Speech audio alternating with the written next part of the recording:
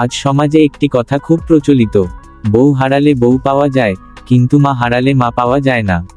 শুনতে কথাটি আবেগপূর্ণ মনে হলেও আজ আমরা যাচাই করব এই কথাটি কতটা সত্য আর কতটা ভুল। কারণ একটি ভুল ধারণা সমাজে ছড়িয়ে পড়লে তা সম্পর্কের মধ্যে বিভেদ সৃষ্টি করে, আর ইসলাম কখনোই বিভেদ শেখায় না। চলুন ধীরে ধীরে বিষয়টি বুঝে নিই। মা এবং স্ত্রী দুজনের স্থান আলাদা। একজনকে আরেকজনের সাথে তুলনা করা ইসলামী ও মানবিক দুটো দিক থেকেই ভুল। এই কথাটি মূলত বলা হয় স্ত্রীর মর্যাদা কমিয়ে মায়ের মর্যাদা বোঝানোর জন্য, কিন্তু সত্য হলো মায়ের মর্যাদা বোঝাতে গিয়ে স্ত্রীর মর্যাদা নষ্ট করা ঠিক নয়।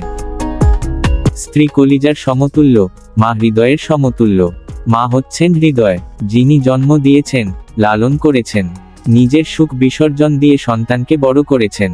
আর স্ত্রী হচ্ছেন কলিজা, যিনি জীবনসঙ্গী হয়ে সুখ দুঃখে পাশে থাকেন, সংসার গড়ে তোলেন। হৃদয় আর কলিজা কোনোটাই কম গুরুত্বপূর্ণ নয়, একটি ছাড়া অন্যটি চলেই না।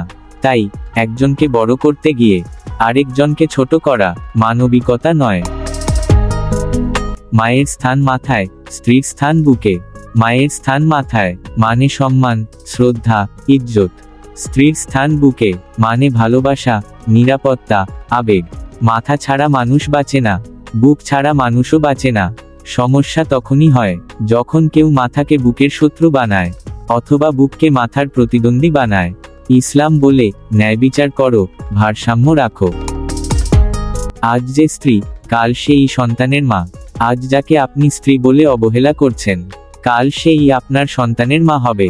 আজ যদি একজন নারীকে তুমি তো বদলানো যায় বলা হয়, কাল তার সন্তানকেও সমাজ বলবে তোমার মা তো তেমন কিছু না। স্ত্রীকে অসম্মান করা মানে ভবিষ্যতের একজন মাকে অসম্মান করা। একজন ভালো মা হতে গেলে আগে তাকে সম্মানিত স্ত্রী হতে হয়। প্রতিটি নারীর মাঝেই মা সত্তা আছে।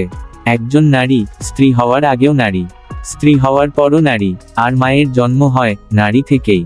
নারীর ভেতর স্বাভাবিকভাবেই আছে মমতা, ত্যাগ, সহনশীলতা। আজ সে আপনার স্ত্রী, কাল সে আপনার সন্তানের জন্য নিদ্রাহীন রাত কাটানো একজন মা। তাই নারীকে ভাগ করা যায় না, এটা শুধু স্ত্রী, এটা শুধু মা। সব নারীই সম্ভাব্য মা। তাহলে কথাটি কেন ভুলভাবে বলা হয়?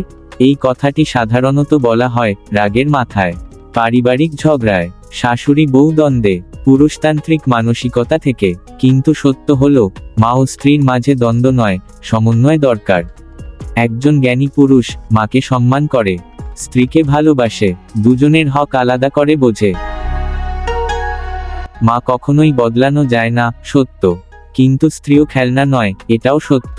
মা আল্লাহর বিশেষ নেয়ামত, স্ত্রী আল্লাহর দেওয়া জীবনসঙ্গী। একজনকে হারালে কষ্ট, আরেকজনকে অবহেলা করলে গুনাহ। তাই আসুন মাকে সর্বোচ্চ সম্মান করি, স্ত্রীকে যথাযথ মর্যাদা দিই। তুলনা নয়, ভারসাম্য শিখি।